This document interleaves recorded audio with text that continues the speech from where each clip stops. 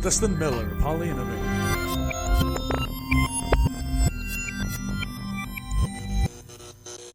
Hello, innovators. My name is Dustin Miller, PolyInnovator. Today we're talking with David Lowe, the founder of Uberpong, co-founder of Guardia Medical, and the host of the Blow It Up podcast, as well as the Amazon best-selling book of the same name. Thank you for joining me on the Polymath Polycast, a show about becoming a polymath and all the areas of interest in between. Today is episode 5 of the second season. We're here to talk about walking the tightrope of entrepreneurship. Hello and welcome to the Polymath Polycast. All right, I'm here with David Lowe. Please say hello to the innovators in the audience. How are you guys? Thanks for having me on. Share something about yourself that no one knows about you. I've been to 32 countries at the last count. Dang. A few years back, I was very fortunate to be able to travel around the world after I graduated. So hit up, how many? I think it was like 13 at the time. And so, big passion for traveling. I was going to say, I think that's fantastic. I didn't even know it was that much. I knew you had traveled around, but I didn't know it was that crazy, man. Yeah. It was, when was it? 2005. So we started in Singapore and then ended up in Japan, and I was teaching English over there. So that's cool. That was that was an amazing experience. The other thing is I'm a Liverpool FC fan as well. What do you think of Singapore? Singapore, it was very westernized. So a lot of big British influence and just very clean. Yeah. Just amazingly clean, very modern, great architecture, design, and just the people are just so friendly, so unbelievably friendly. So I highly recommend it as a place to hit in Asia. Yeah, one of the things I was mentioning to you beforehand is that there's two places in the world that I've always really loved, and I think you have high experience with, is Austin and Singapore. I really want to move to one of those two places, if not both.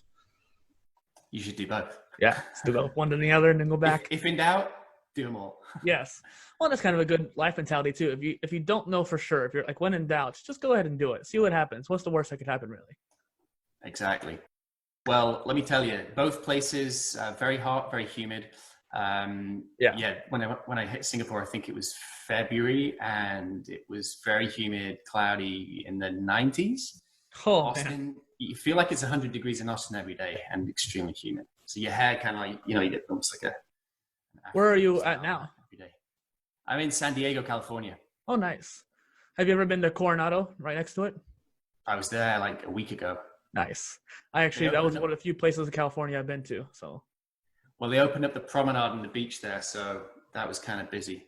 But every now and again, you get someone coming along saying like, you can't sunbathe and lie on the towel, keep it moving, kind of thing. So it's and then what was it? The Hotel del Coronado. It's super old, and but they had a sign up saying like for the first time in 113 years, I think it was, they closed that to the public. So it's you can see the impact. That's crazy. The virus has been spreading quite a bit. That was actually where I stayed when I visited. Oh, really? Yeah. How's the experience? It was really good. It was very fancy, obviously, and it's one of those places where it's so almost regal in a way. It had that kind of just high atmosphere and high quality. Kind of talking about just life in general. How do you express gratitude for life? How do you go about finding that in your own experience? Well, I would say the habit I've been kind of adopting recently is using Twitter a lot and using that as a kind of accountability check.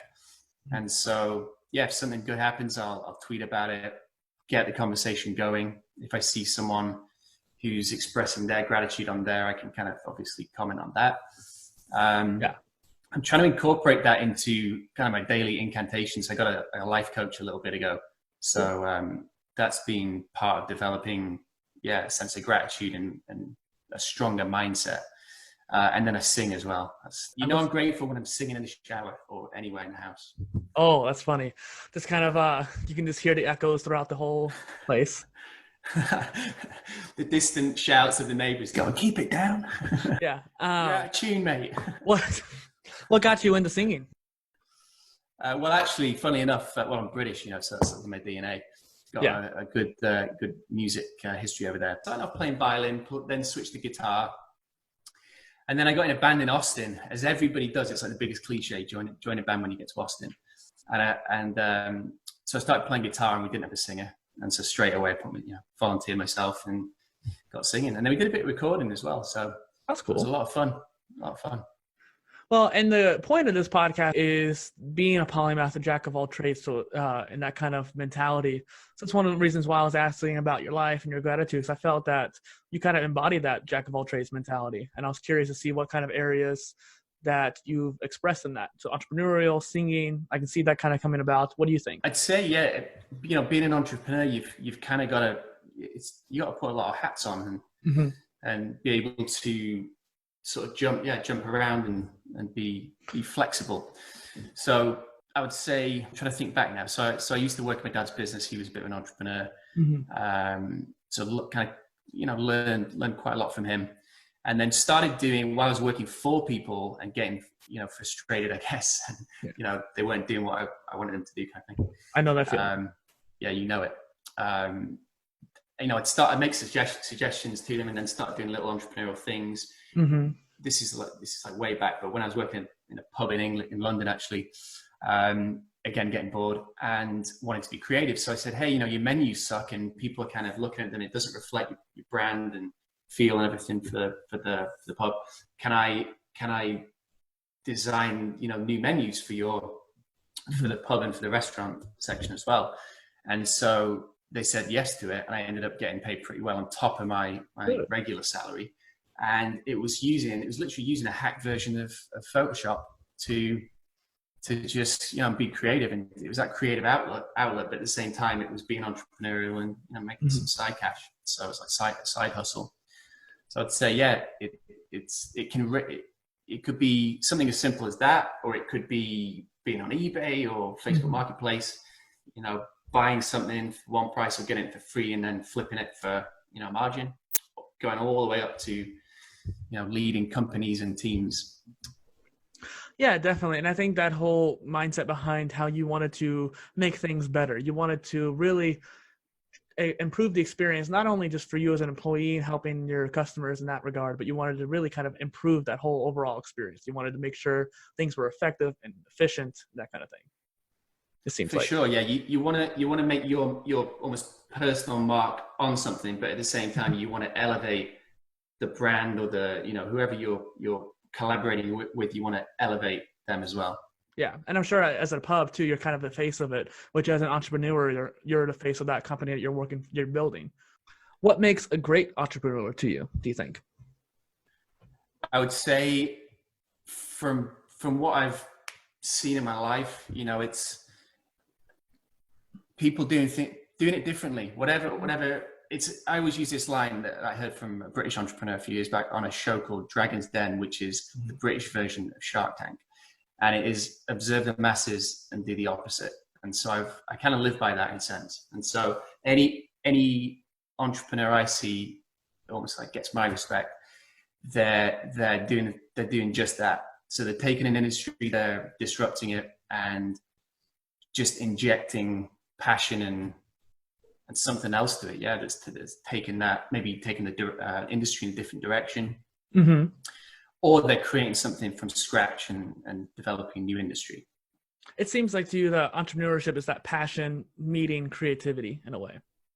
Passion's got to be there, man. Yeah, that's what gets you out of bed in the morning, and it's what keeps you going till, let's say, the early hours of the morning. I mean, I was up last night with my new startup, Guardia Medical, and it was like, what time was it? It was about midnight last night, and obviously you're tired because you've been working for about 13 hours.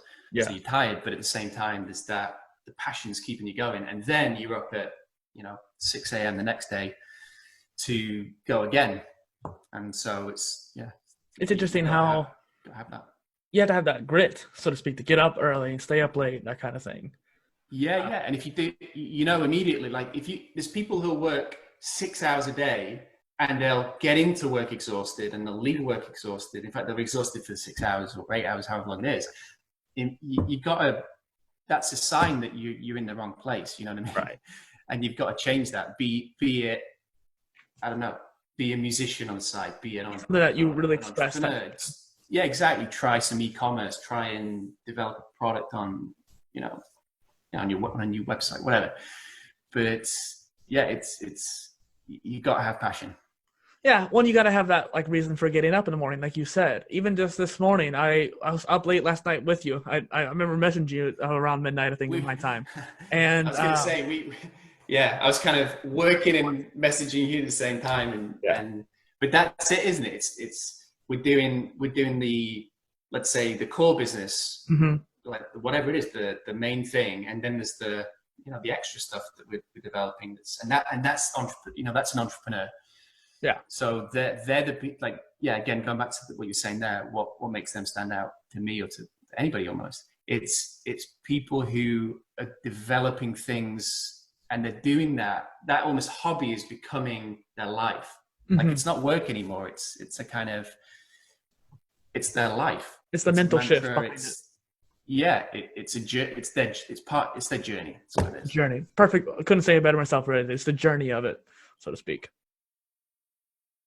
That's kind of, you're talking about getting up early in the morning. I remember getting up, even this morning, I had to get up early for the other meetings I had today, and I wasn't wanting to get out of bed. I was up late with you last night, and I'm not a morning person. I definitely don't want to get out of bed, let alone. That's two of us, man. It's two. Yeah. And then, but for example, this podcast today, we were both really excited about it. I really wanted to have it today, and I was really excited to get through it. And I knew that as much as I love teaching, which is the other meetings I was doing this morning, I knew that by doing a good job with that, making sure I get breakfast, making sure I get the job done, I can get to this meeting and have a great conversation with you and make great content today. And so that why was driving me throughout today, no less.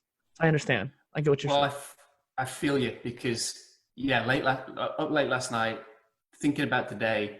Obviously, there's all the usual stuff with the startup, but at the same time, it's thinking, another podcast, and it's somebody else I'm collaborating with, and you just never know. Maybe in 6 months, a year, you're like one of the top podcasts in the world. I've exited my startup, and you know what I mean. Like you never know what you're meeting someone at a kind of unique point in their journey, and so. That's what excites me, about doing podcasts. And again, you don't know who's listening as well. That's the other thing. You have no idea who's listening. It could be an investor who's listening, for example, and they say, "Love this Dustin guy. Let's back the show, and maybe we could get another co-host on there. I don't know, and blow this up in a good way." Yeah, and exactly. or they hear me talking. They're like, who's this British guy waffling on about something? And then they explore. Maybe my book, or it's the startup, or whatever, and it's an avenue, and so it's keeping. That's the thing with success. Like success is just around the corner. Right. You never know when it's going to hit. You never know when it's going to bite. Yeah. Well, speaking of blowing it up, your podcast and book. Let's talk about that. Amazon bestseller, right there. Thanks for bringing it up. Took me about a year to write. Very cathartic experience, and it was really about moving to the US in 2012 and changing my life. So in England, it wasn't quite working out for me. I said I was going to move to the States, become an entrepreneur, become successful, and let's say make it, and be successful. And so landed, pretty much did a Kickstarter campaign off the bat. And in 30 days, I'd raised $10,000 seed capital, got a lot of fans around the brand, which was a custom ping pong paddle company called Uber Pong. The goal was to change the face of the sport, make ping pong exciting, because it was all about kind of red and black paddles and wearing, the white gym gear like we used to wear at school, and it was the tighty whitey sort of thing, and they call it over here.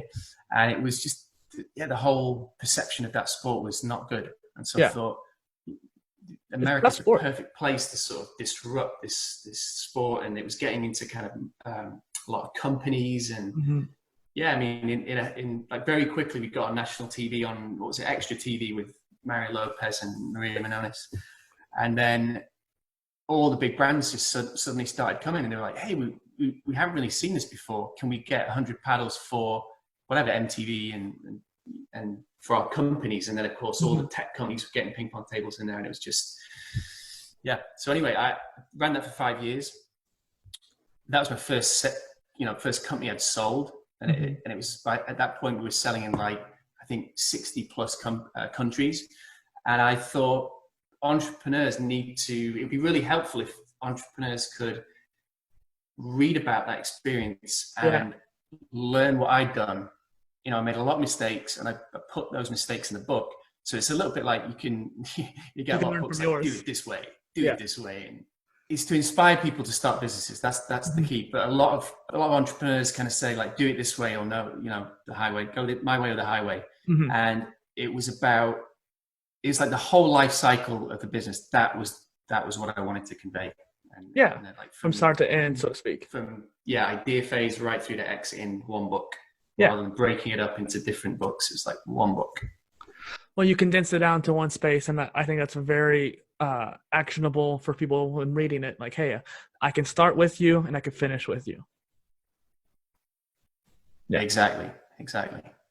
Well, there was a quote kind of saying too, where you can learn from your own mistakes, but you're not going to be able to make enough in your life to really make much progress. But if you read someone else's book, it's almost like their entire life is condensed down into that book, or in this case, the 5 years or so that you worked on that company, and you're able to learn from all the mistakes they had made just in a short time span. And you can do that for many books too. Whatever book could come out next, I can read and learn from that mistake, and successes as well. I should just call it like all the mistakes I made in this business. Yeah, but that'd be really useful though. Someone can go to that and actually learn from it and embody what you learned, and without having to go through the same strife that you did. You know.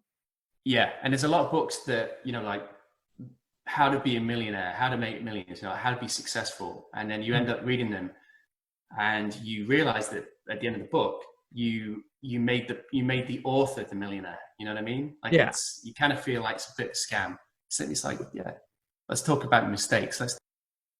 So what mistakes did you make with Guardia Medical? That's something you were mentioning earlier, how you've been working on it. What mistakes have you made with that? Well, this is actually brand new. So we're in about week 3 now.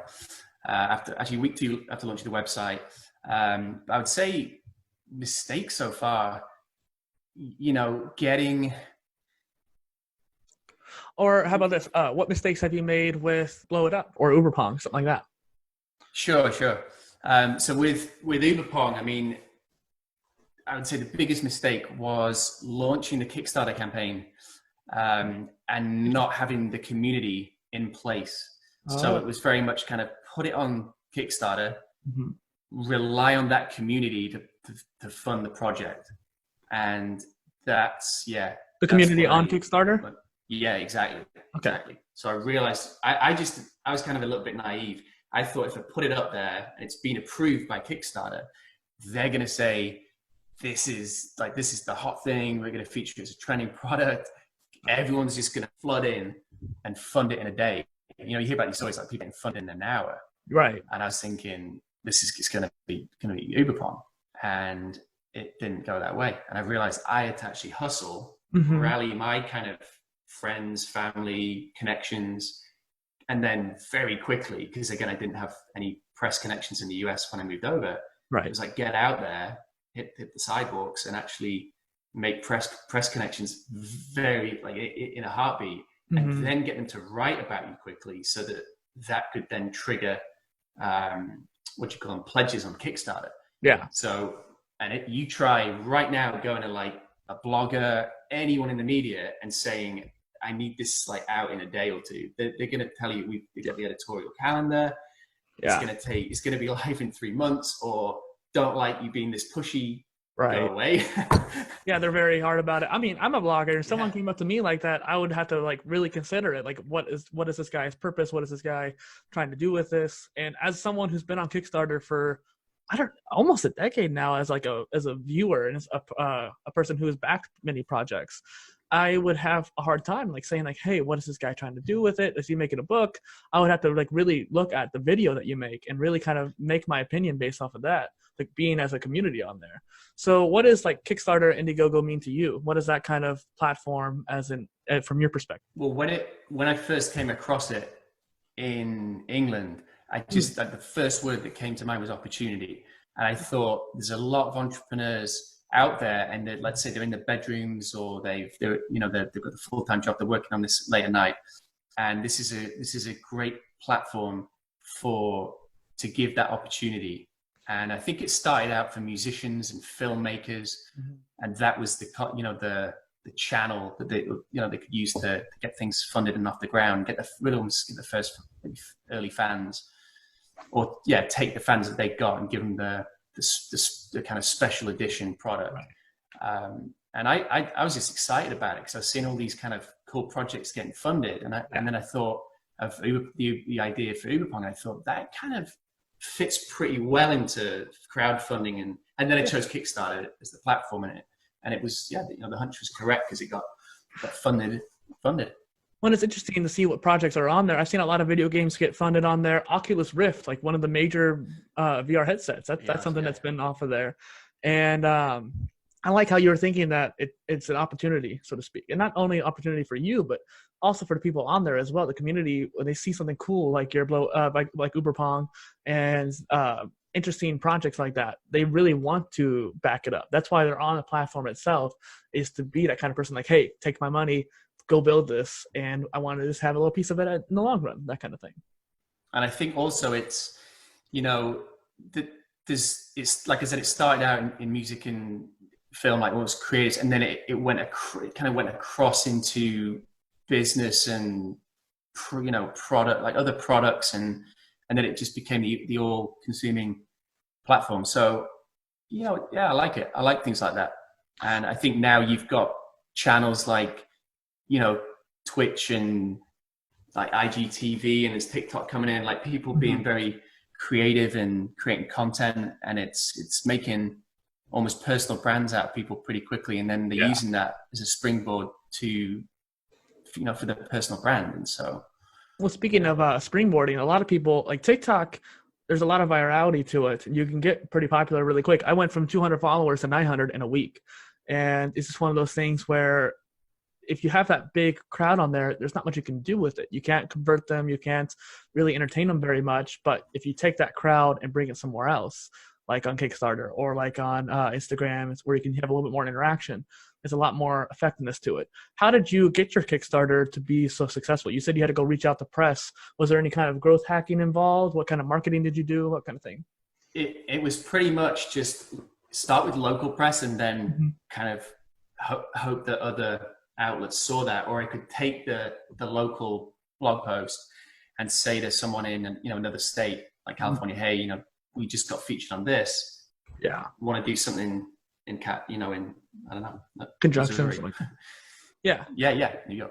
So that's kind of how it worked, and really it was just one of the key things was collaborating with graphic designers. So I ran this blog for a while, which is no more now, but it was called Origin of Cool. And so I was highlighting all the trends from around the world, and I started doing kind of articles around, like I love graphic design, and so I started kind of highlighting just really cool artists on there and some of the work they've done with brands, and by almost featuring them, I could then go to them and say, hey, I got this project that's kind of spinning out of our Origin Cool called Uberpong. We're going to do a Kickstarter. Do you want to come up with a design to put on the ping pong paddles? And then it got to like 20 designs, which was a good initial number. We then launched, Kickstarter with those 20 that got funded, and then, listening to what the early, let's say, fans and early adopters were saying. They were saying these designs are cool, but can we do our own? Yeah. Can we add our own custom artwork on that? And that's when, of course, the custom paddle editor came in, and it really took off. Yeah. You had that, what is it called? User generated content, so to speak. Yep. I keep saying so to speak today. I don't know why. UGC all the way. Yeah. That's it. If you can make it kind of engage a community and make it immersive, it's you're gonna win. As an immigrant coming to this country, did you face any challenges when you came here and started building a business? Compared to a lot of immigrants, I think I was very fortunate in the sense that I was, being born in England, fluent in English, and could just about understand people in Texas. Yeah.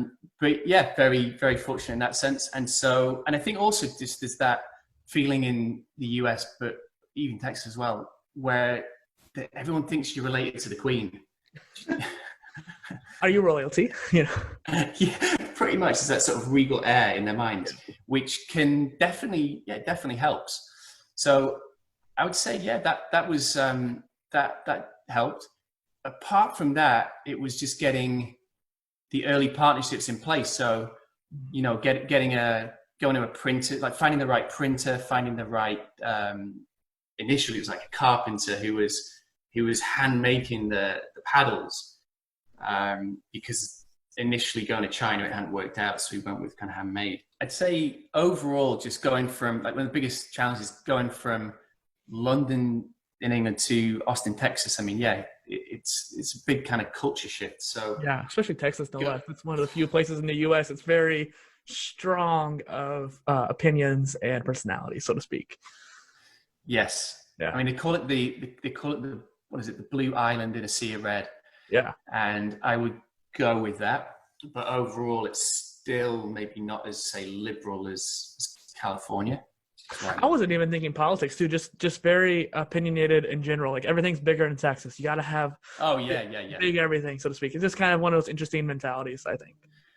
The cars, man, it's like everyone's got a monster truck. Yeah. So it took me a while to actually get going on the driving front because you drive from the left in England. Oh yeah, I wonder how that would be actually. That was a shock. Yeah. But when I finally started driving, I was in like a little Honda Fit. So you pull up to the lights, traffic lights, and then you look up, and there's some dude who's got his arm on the window, kind of, and he's about 10 feet above you, and the mirrors, the wing mirrors, are the width of your car. Yeah. I mean, they're so big. They'll actually read about cyclists getting taken out by these things, and they didn't have a clue. They just, they hit them and not have a clue that they're just taken out cyclists because they're so far off the car, right, and high up. I mean, it's crazy. Something I always ask my guests. We talked about how you're kind of a jack of all trades mentality. What is a polymath to you? Well, first thing on that note is before we connected and before I got on the show, I didn't have a clue what a polymath was. I've been getting that a lot. So, which is being straight up. Hopefully, a few other people are like, Poly, what? Yeah. But yeah, I mean, it's, I actually wrote down the definition: a person of wide-ranging knowledge or learning. There you go. Pretty much an entrepreneur, isn't it? Yeah, exactly. That's kind of what I was thinking. Yeah. So it's, what's the other expression? Autodidact is the other one, isn't it? I think entrepreneurs do that. They might have kind of stability and structure in certain areas, but in others it's just kind of like you're juggling and you're learning on the job and just trying to be the jack of all trades, master of none. I think that's the takeaway. Yeah, definitely. And one of the things that I was thinking about when you reached out to me on Twitter is that you were talking about a 2X entrepreneur and how you're just very strong with that business acumen. You had that entrepreneurial spirit, and I thought that as an entrepreneur, you would actually resonate with the polymath mindset too, which is why I thought you would be a good guest on the show. And you have been already. You've already proven that just from the talk that we've had so far.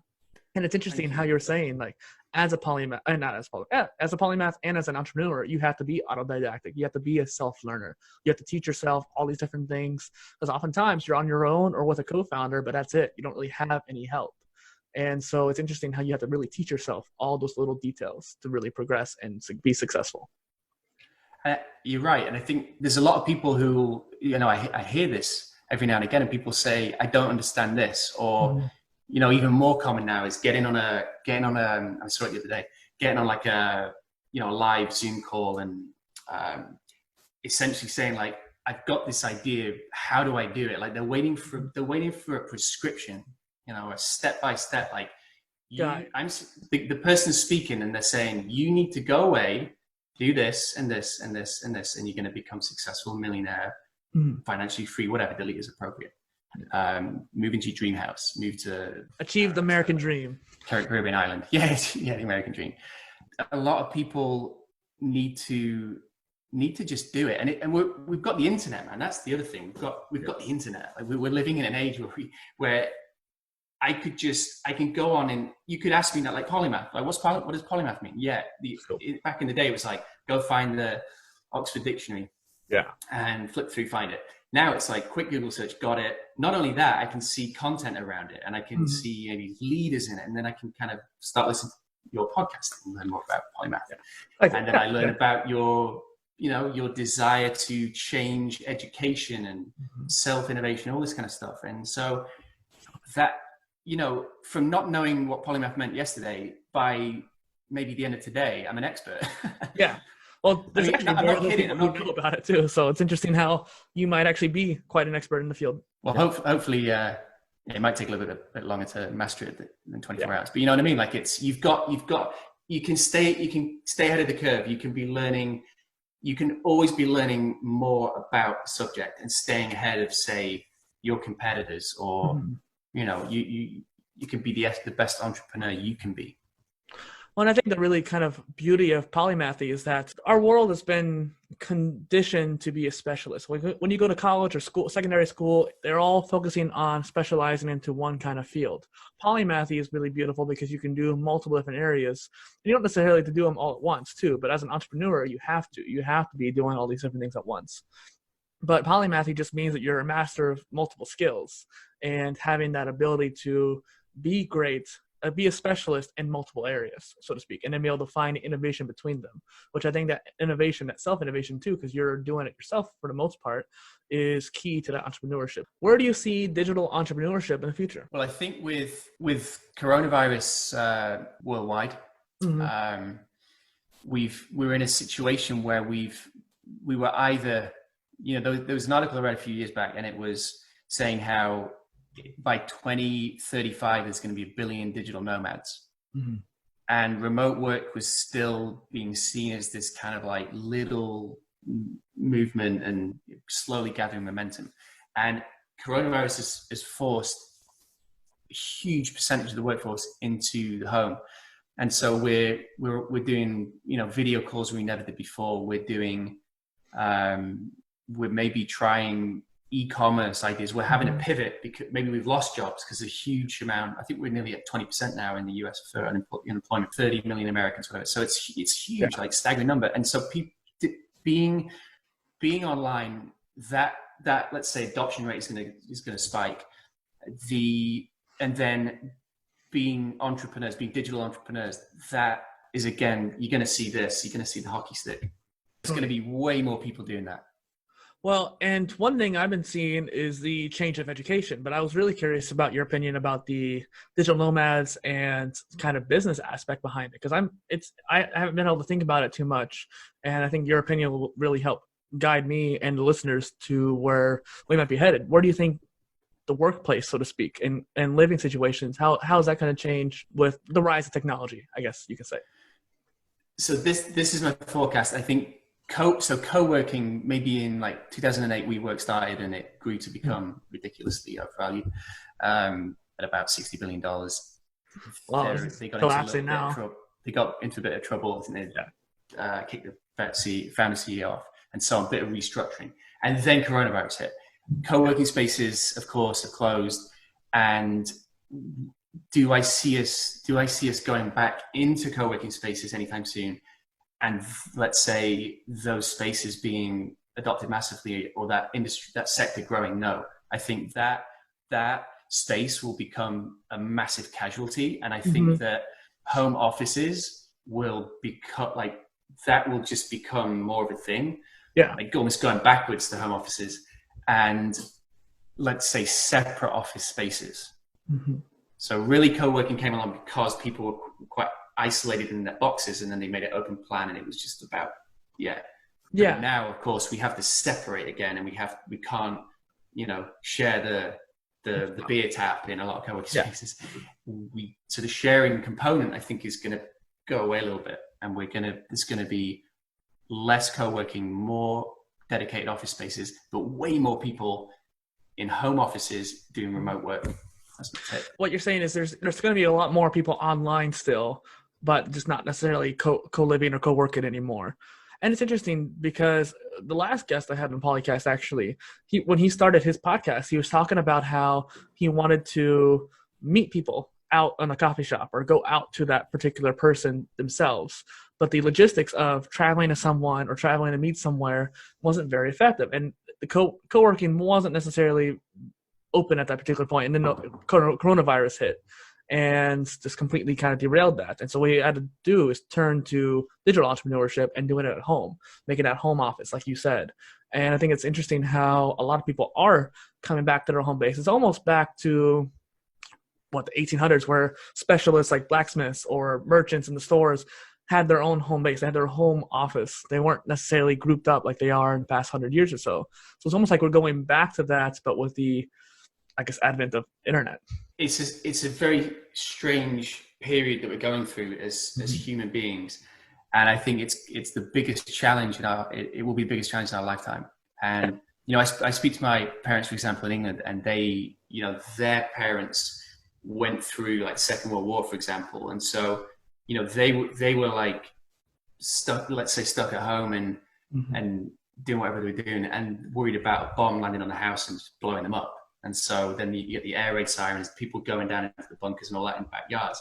So we're being attacked in a very different way, if you like. Yeah. But at the same time, we are we're the safest in our own homes. Mm-hmm. So I think that mindset is changing from before, where we were kind of trying to go out more and be more social, and it was almost more about community. And now because of this, it's going the other way. Yeah. But at the same time, it's made me realize that before it was very let's say my American existence and life was very separated. So it was like kids go to school, they're out the house. I go to a coffee shop or co-working space, and I'm in the home office, for like 5% of the week. Right. And now it's like the kids are off school and they're in the house. Mm-hmm. I'm working, in my little kind of, I say office, it's literally at the top of the stairs on the landing.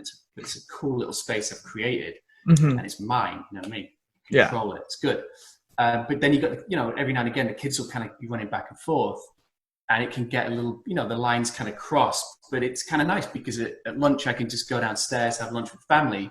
Yeah. And it's just, you've got that, it's quite a European, you see that in a lot of European countries. Mm-hmm. Italy, Sweden, especially Denmark, they do that a lot. And they have this thing called, maybe better get this right. I think it's called fika in Sweden. And I can't remember the spelling, F-I-I-K-E, something like that, fika. And what it is that at 4 p.m. every day, whether you're at work or at home, you come together to kind of come together as a group to have like tea, coffee, cakes, whatever, cookies.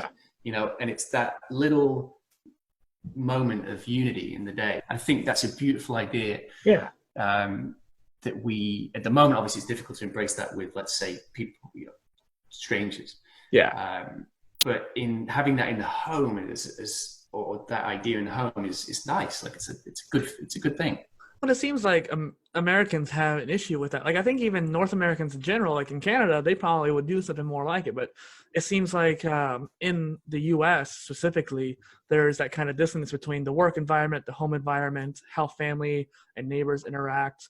There's some suburbs that are kind of close knit, and I live in the Midwest, so there's a decent amount of kind of communal feelings to it. But we're not like how Sweden or even Japan are with the whole coming together and living together space, like you're saying.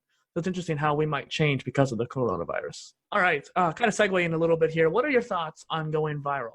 You talked about the presses for your kickstarting, and as an entrepreneur, how would you might go viral for So the word is very, very sort of topical expression at the moment, isn't it? Coronavirus viral. And then that was a tweet I saw the other day where it was like the one time when being positive is not a good thing. I think it's the line I thought. Good one. Yeah. But going viral. So the expression, what it means, I think the perception of it is all wrong. And there's too many people thinking that it's a formula, like there's a formula for going viral. So let's follow, these steps to produce viral content. And if that was the case, everyone would be very, very have billions of followers on whatever channel. Mm-hmm. So it's about experimenting in some cases as many entrepreneurs will know, for like years and years and years, it could be 10 years, and then you go viral, right? Right. So it's the Overnight classic. Success. Exactly. It took me 10 years to become an overnight success. Classic entrepreneurial line. Right. So with virality and going viral, go viral. Like, it's don't think that the first piece of content you produce is going to go viral because you replicated someone that went viral. Mm-hmm. It's the same with think like music and films. Like you replicate. Let's say you write a song that sounds like a Beatles hit. Like, it's not going to guarantee you go to number one or strategy and luck. Lot of luck. But at the same time, you can learn from what are the channels, like what channels are working for people. So right now, and I'm not on this, and I probably should be on this, but at the same time, I'm waiting to have the right content rather than just going on there and just, I know where this is going. TikTok. Yeah. So you're on it, and you've seen that growth, and you're experimenting. Great. You've got, maybe you've got your content. But I would say you're increasing your likelihood for success by being in let's say a trending channel, versus going on like Facebook or something and just posting something and hoping it gets big, because it's just so saturated and it's not new. Like, the eyeballs are on TikTok right now. They're on Snapchat to a certain degree, IGTV. It's interesting how you're saying that there's a distance between, like, if you have a good strategy, it doesn't necessarily mean you're going to go viral. And I was listening very intently because I was like, oh, I really want to know what he's saying here. I almost disagreed in a way, but I also do agree at the same time. It's a very weird dichotomy there, because there's a whole premise of luck and strategy. And in a very, very rare case, you'll go viral with just pure luck. But I feel like that's even more rare. But if you have the right strategy in place, it does not mean you're going to go viral. But I guess it has a higher likelihood of going viral, you think? Well, I was going to jump in and say, you disagree with me with that. Firstly, I love that. What have you created content specifically, like, let's say, like I said, like in a formulaic way, launched it and it's gone viral? Yes, that's actually how I did my what? I love it. Yeah. So when I got that, I wish I had done it since. Like, that's the problem. I haven't been able to replicate it, but I also haven't tried very hard. I saw this trend going on where someone will have their phone, they're going to the bathroom. This is my voice one day in Germany. And then they'll come back and it's like, this is my voice 1 week in Germany. This is my voice 2 months in Germany. And they would get more and more of an accent, that kind of thing. It was very humorous. And then wir waren in Deutsch. Like, they would just start speaking German at the very end and whatnot. And I thought it was really funny. And I saw that there was a lot of different versions, and they were all trending in a way. And so I collected about a dozen different audios, TikTok's all about those audios, basically. I made my own versions of them. I remember even I did a German one, which I have a lot of German in me, so it's kind of a little bit more humorous on my side. But then there was also an Italian one where I just got a box of pasta and made a joke about it.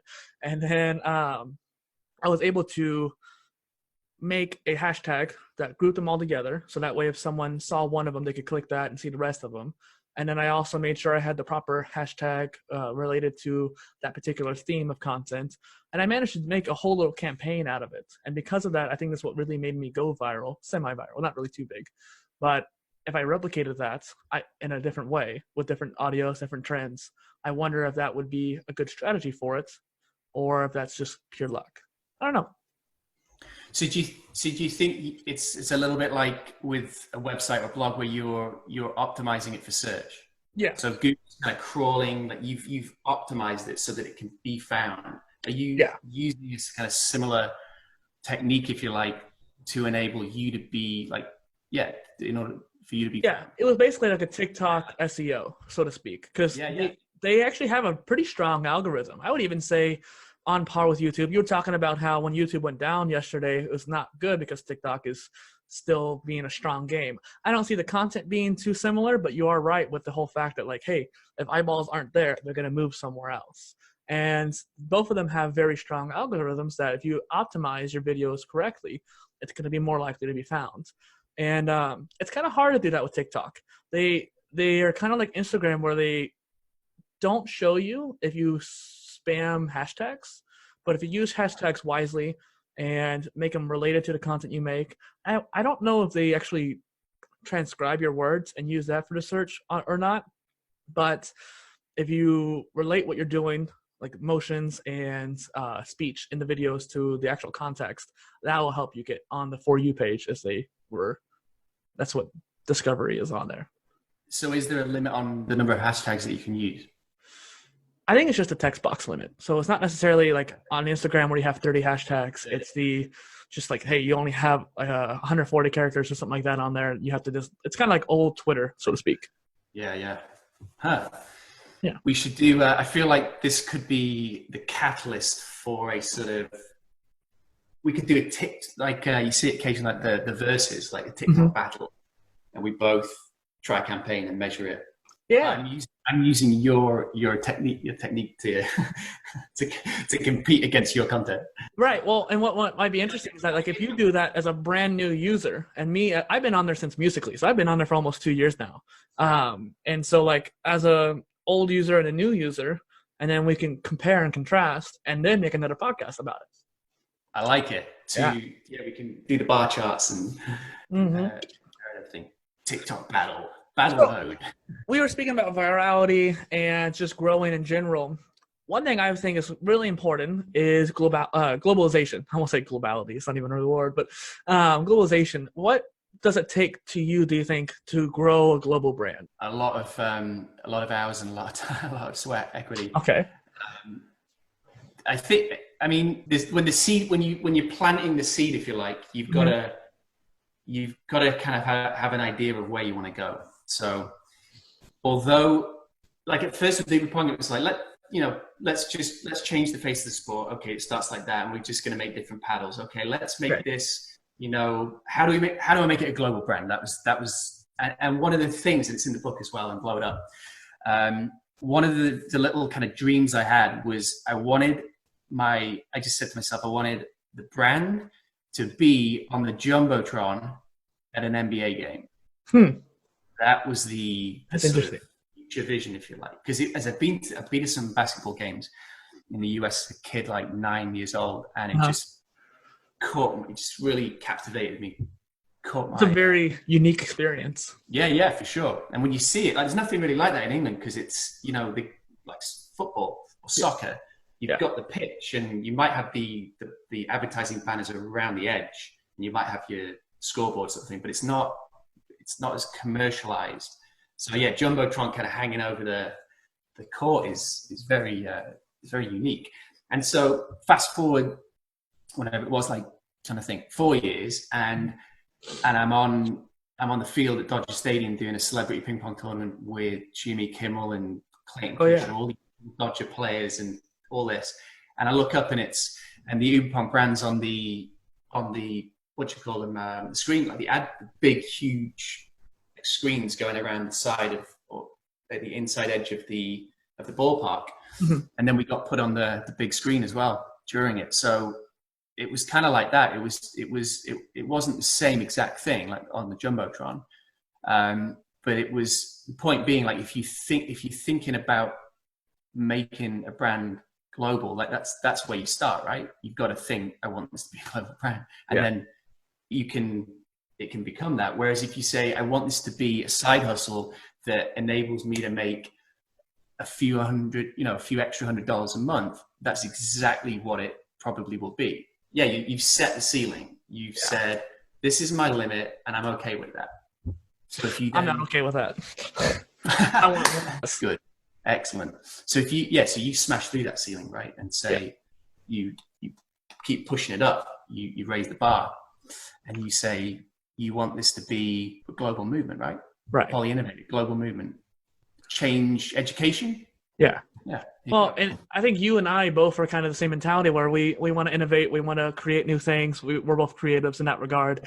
And I want to be one of the pioneers in the education revolution. Like what you're talking about earlier, how people are staying at home more, specifically in working, but in education as well. There's a lot of people who are going to college, paying a ton of money and not getting anything out of it, especially during these troubled times. And it's definitely going to be a catalyst, I think. I think you've got an amazing opportunity to be successful in the space you're going into. I'm from England, so our education primarily is like, it costs very, very little to become super educated. If you look at a country like Denmark, I think it is, all Danes, they get free education for life. Think about that for a second. Crazy, yeah. And then you come to the States. Now there's a shock if you're Danish. Well, like Germany, I heard that they would actually like give free college even to people moving to there. Like if I wanted to go to college in Germany, I could probably do it for free. I don't remember which degrees or whatnot for it, but it's interesting. I've heard about it, yeah. And I think it was Germany that was doing that, because I saw an interview and a few Americans who'd gone over there and they were just saying like, it's like another world. They're like, this is just unbelievable for coming across here versus, like you said, basically being on the hook for debt for life.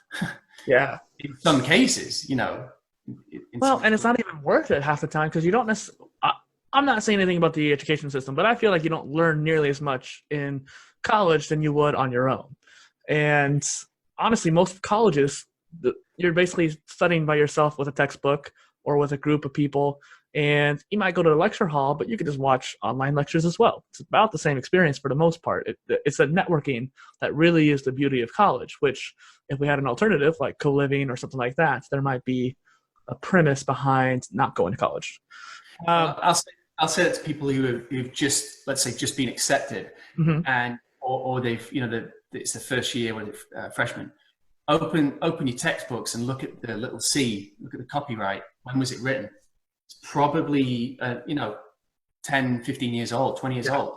So that you're learning information that's outdated. So again, especially if you're in, say, business, you're learning a lot of trends, let's say, that are dead. And the Industrial Revolution, something about that is a case study, and we're in the technological revolution. We are. I think some people even call it the fourth industrial revolution.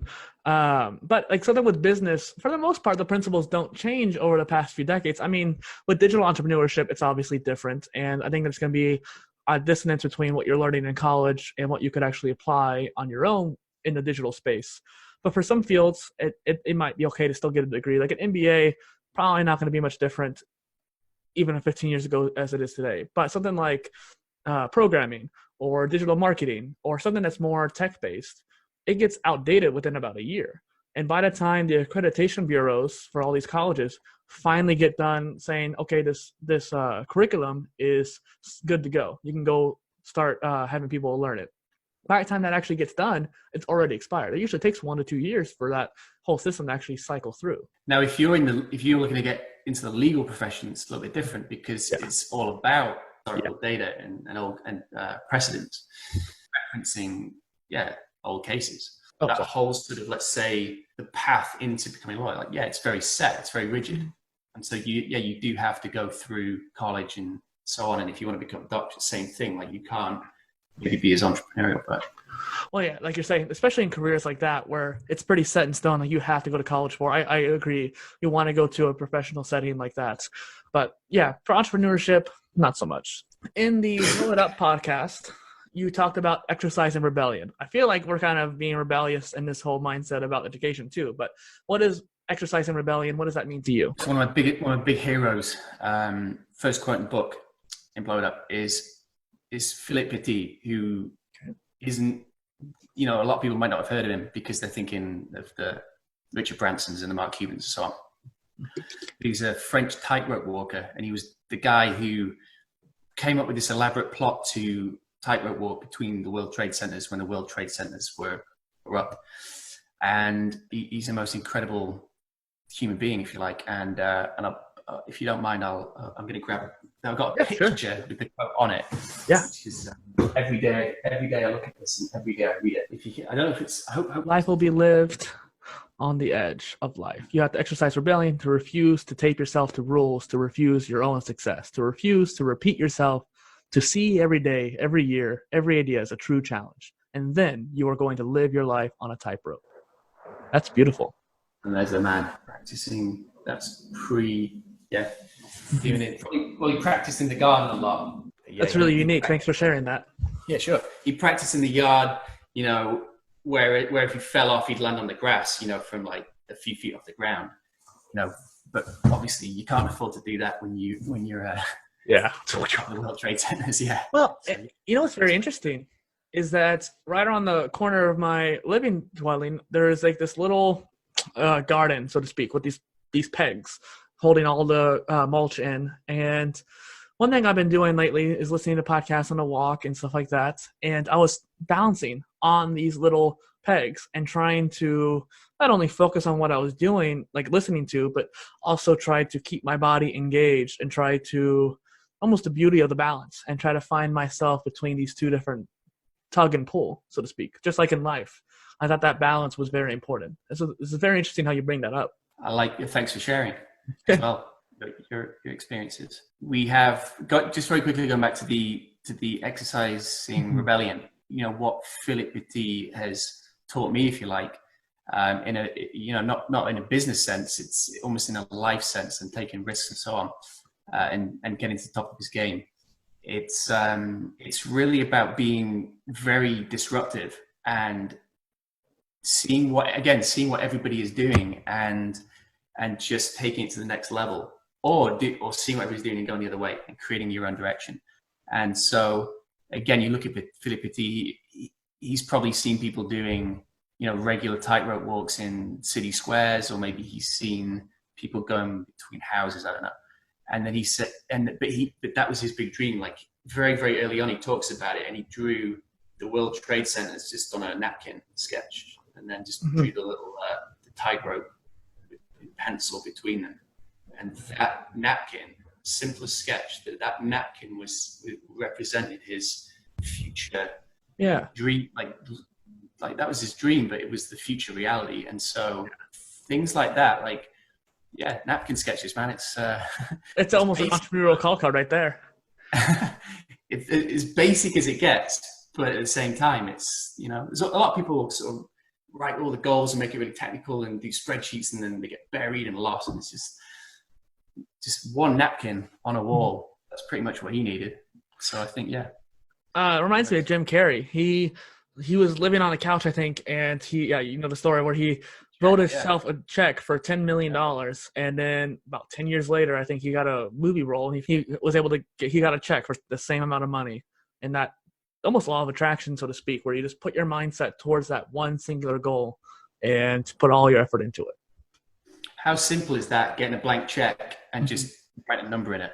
Yeah. And maybe I think he said it was like for services rendered or something, and he put, you know, acting, something just very, very simple, but it plants a seed in Jim Carrey's mind that's where he's going. Like he's basically, it's like the dots, isn't it? He's one dot, and that check is the dot, is the second dot, and then he just connecting the two.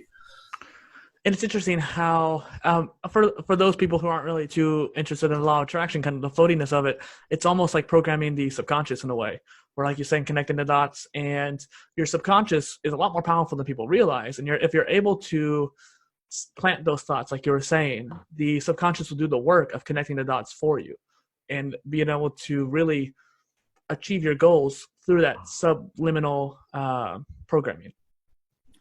Mindset's everything. So maybe, I don't know, a few months, let's say 6 months ago, I'd never had a coach.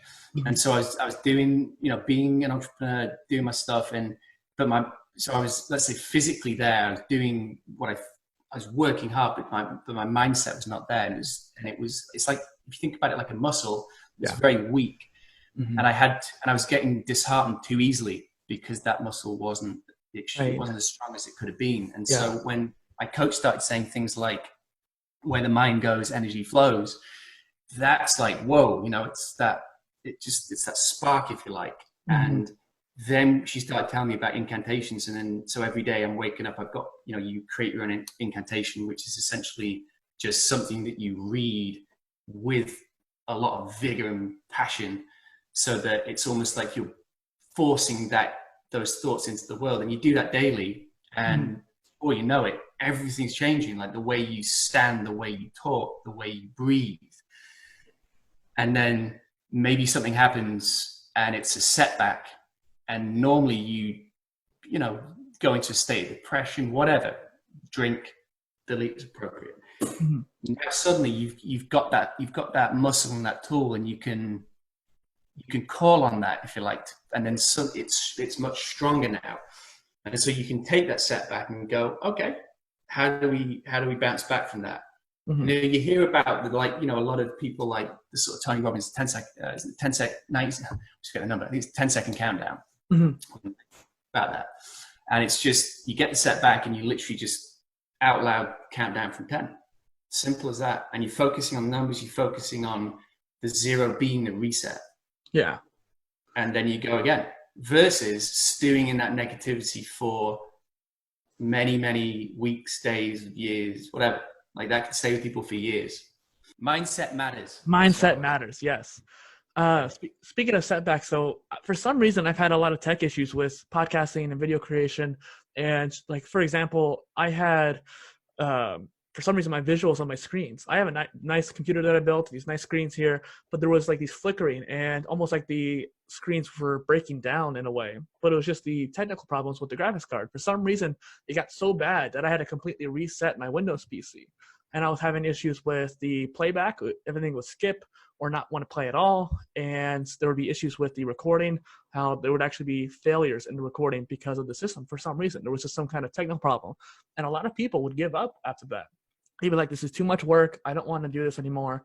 I'm going to start doing another thing, something like that. But I was so in the mindset, like, I need to make this content. I need to, especially considering around the time I had the first guest on the podcast as well. And I felt accountable for him and making sure that he was able to get content out of it too. I made a promise to him, like, hey, we made this content. Let's share it. Let's help people in the audience. If I just gave up, I would have given up on that person. I'd be giving up on the audience. And that mindset was like, no, you have to do this. You have to make sure you get past this. And that's what made me reset. I was like, you know what? If I have to reset myself, I'll reset the computer too. I love it. I love it. I like that. I like your determination for what you're doing. This is putting you on the spot a little bit maybe, but what is the kind of big goal with the podcast? I started the podcast as a solo cast, and after 42 episodes, The Meaning of Life, I started having guests on here, and I wanted to start creating content that I couldn't do on my own. So the goal with this podcast, the Polycast, so to speak, was to start creating content and value for people that I couldn't do on my own. So one person I had recently was talking about connections and how that's why he made his podcast. But I resonate with that too. I really like talking to people like you and having great conversations like this that other people can learn from as well. That's kind of the goal. I see you're a Super Mario fan as well. Yeah, that's a little Easter egg. I was hoping that someone would finally say something about it. So thank you for being the first person that said anything about it. Former Mario addict here. Yeah, there you go. I feel like this is the only thing. So all my like, if I like, should turn it really, but all my stuff is that way. But there's nothing, because I moved into this house about a month ago. Oh, so we're getting a lot of stuff out of the boxes, but there's nothing behind me. So it kind of it's just this kind of plain wall with the blinds down. I'm like, I feel. Oh yeah. My first YouTube videos. Oh my gosh, it's so boring. It looks so creepy because it's just a bed and a blank wall. One of my friends who saw my video, she's like, it looks like if you weren't talking about something like very like mindset oriented, it would look like you're a serial killer. So it's just super clean, nothing there. So I hope you've kept the screenshot of that. I still have the videos up. I didn't delete the videos. They're good content. It's just one of those things. It's weird. Like I like minimalism. I like having no space. So segueing a little bit more on one of our last questions here, staying on top of our game is very important for people like us and just creatives in general too. What sort of music gets you into the mood or the zone, so to speak? Firstly, music's like my life. Being an entrepreneur is obviously, I'm an entrepreneur, so that's part of my journey, part of my life. But music is like, it's my soul. That's my soul. So and what I realized, like the simplest little thing, but I'm speaking to my coach and she says, how do you get going? Like, how do you get pumped up? And we started talking about like the gym and listening to music to get pumped up to go work out, feel good, and so on. And she said, why are you not using that with your, and applying that to work? Yeah. And I said, well, I'll listen to tracks, but she said, actually set yourself up, like listen to the music that gets you pumped before you start the day, before you start going. Yeah. And then go, and then continue to listen to it, or just use that as a device to kind of like get in the zone. So my kind of, I'd say, almost like a kind of not routine, but my I guess what music works when is I'm from England, from the north of England. In my opinion, best music in the world's from around there, like Manchester and Liverpool. Obviously, Beatles, Oasis, rich music history, and So music to your life. so yeah, best music in the world from the northwest of England, Manchester, Liverpool, Beatles, Oasis, and so on. So that music connects me with my roots, and when you see the likes of Oasis coming from working class areas or working class area of Manchester and making it to become one of the biggest bands in the world, it's that feeling of like, if they can do it, I can do it. Yeah. That's kind of like the keeping connected to my roots. Deep house music, total, very, very different genre. Yeah. That's the getting going. So that's kind of like pumping me up. Yeah. And ideally, deep house with no vocals as well, because it's more about the kind of sounds, the feeling versus like concentrating on the lyrics. Well, when you do concentrate on the lyrics too, it actually could distract you from what you're trying to do. So having that instrumental will really kind of keep the focus going. Exactly. So that kind of led me also on from just deep house and music to binaural beats. I'm not sure if you've come across those. Oh yeah. That's like it's put it this way, it's working.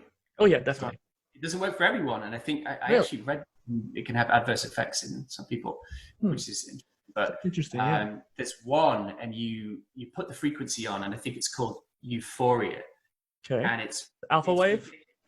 I can't remember the frequency, but you put it on, and I'm not kidding. It makes you smile. It sounds ridiculous. Sound frequency that it makes me smile. I'm sure. I'm sure it'll work on other people as well.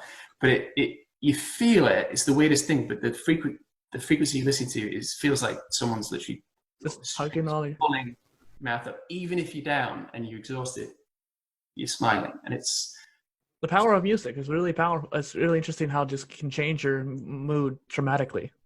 Music, sound, frequencies, I'm getting obsessed with that at the moment. So that's the Euphoria one. Mm-hmm. Then what else? There's it's like a different frequency for you've got a different goal, or is a different state you want to get into. You can adjust the frequency.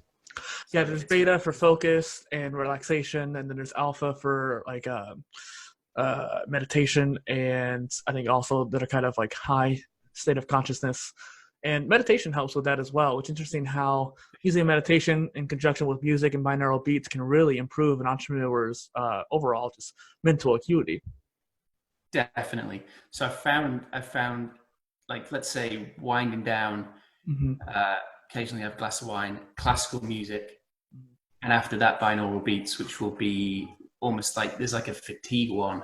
Yeah. And that is just the reset one. And then there's another one that helps you get into the like a sleep state as well. Yeah. And if you find out meditation, like you just said there, doesn't it? It's good. It's interesting how a lot of people don't actually understand how sleep truly works too. There's multiple phases to it. And if you don't get into certain ones, it can really dramatically change your life. And I don't want to go on too much of a tangent, but there was one day I was out of town, and I'm not sleeping in my house too much yet. I love traveling, but I have a hard time going to sleep the first night or so outside. And I was sleeping in an unknown environment, and I couldn't go to sleep, and I had to get up at like 4 a.m. the next day. And it's probably 11 p.m., midnight, something like that. So I'm not going to get any sleep, but I know I need to get at least a little bit to get decently productive the next day. And I sat down and listened to some deep sleep binaural beats, and like that, just conked out. Binaural beats definitely helps with sleep, but also realizing the cycles, right? Like 90-minute cycles. So if you were, let's say, 30 minutes into one of those cycles, you could have slept in theory for like 12 hours, but you wake up feeling like you haven't slept.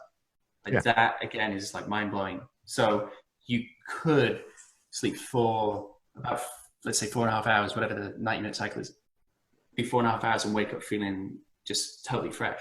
Yeah. Well, and I think the third podcast I had, or second one, with Lee Chambers, we were talking about sleep chronotypes and how certain people are early birds and night owls, but it breaks it down into also duration. So some people need less sleep, some people need more sleep.